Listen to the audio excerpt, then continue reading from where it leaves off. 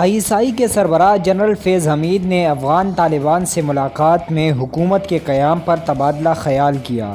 Afghan media کی report کے مطابق پاکستان کی خفیہ ایجنسی ISI کے ڈائریکٹر جنرل لیفٹیننٹ جنرل فیض حمید نے افغانستان کے دارالحکومت کابل میں افغان طالبان سے ملاقات کی ہے۔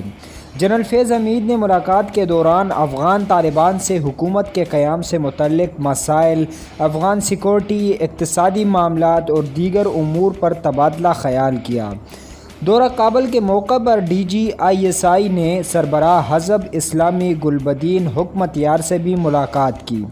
افغان میڈیا نے دعویٰ کیا ہے کہ طالبان اور گلبدین حکمتیار سے ملاقات گزشتہ شب ہوئی۔ واضح رہے کہ افغانستان کی نئی حکومت کی تشکیل کے لیے طالبان نے گزشتہ روز بعد نماز جمعہ کابل میں اہم اجلاس طلب کیا تھا۔